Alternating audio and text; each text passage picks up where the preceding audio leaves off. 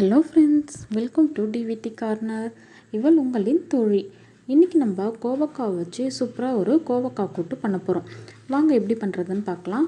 அதுக்கு முன்னாடி நீங்கள் நம்ம சேனலில் சப்ஸ்கிரைப் பண்ணாமல் இருந்தீங்கன்னா சப்ஸ்கிரைப் பண்ணிவிட்டு பக்கத்தில் இருக்க பெல் ஐக்கானை கிளிக் பண்ணிக்கோங்க.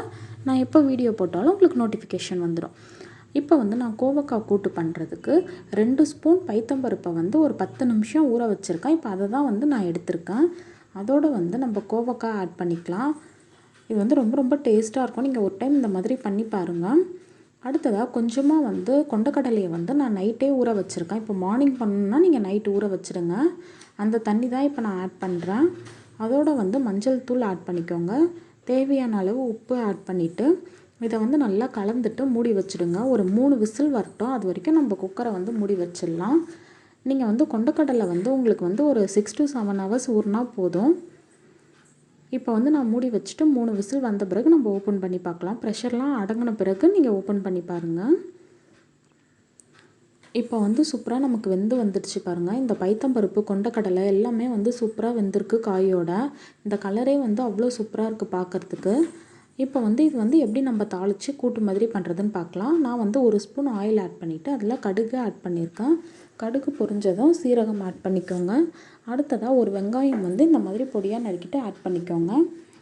நான் நல்லா மெல்லிஸாக நீளமாக நறுக்கி ஆட் பண்ணியிருக்கேன். அதோடு தக்காளி ஆட் பண்ணிவிட்டு நம்ம நல்லா வதக்கி விட்டுடலாம். இப்போ ஒரு 3 ஸ்பூன் அளவுக்கு தேங்காய் துருவல் ப்ளஸ் அதோடு ஒரு 3 பச்சை மிளகாய் எடுத்துருக்கனால நம்ம காரம் பச்சை மிளகா தான் காரம் வரும்.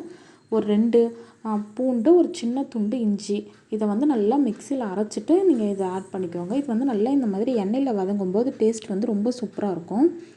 இப்போ இதில் நம்ம வேக வச்சுருக்க கோவக்காய் கொண்டக்கடலையை ஆட் பண்ணிக்கலாம். இதை நல்லா கலந்து விட்டுருங்க. நீங்கள் இந்த மாதிரி நல்லா கலந்து விடும்போதே உப்பு கரெக்டாக இருக்கா அப்படின்னு செக் பண்ணிக்கோங்க. நான் இதில் மிளகாத்தூள்லாம் எதுவுமே ஆட் பண்ணல. இதில் அந்த பச்சை மிளகாவோட காரம் மட்டும்தான் நமக்கு. அதுவே ரொம்ப சூப்பராக இருக்கும் உங்களுக்கு. நீங்கள் ஒரு டைம் கோவக்காய் இந்த மாதிரி பச்சை மிளகா போட்டு பண்ணுங்கள், சூப்பராக இருக்கும்.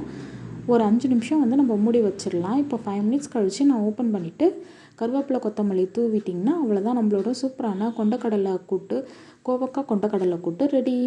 உங்களுக்கு இந்த வீடியோ பிடிச்சிருந்தா நம்ம சேனலை லைக் பண்ணுங்கள், ஷேர் பண்ணுங்கள், மறக்காமல் சப்ஸ்கிரைப் பண்ணிவிடுங்க. நெக்ஸ்ட் வீடியோவில் மீட் பண்ணலாம். பாய். தேங்க்ஸ் ஃபார் வாட்சிங்.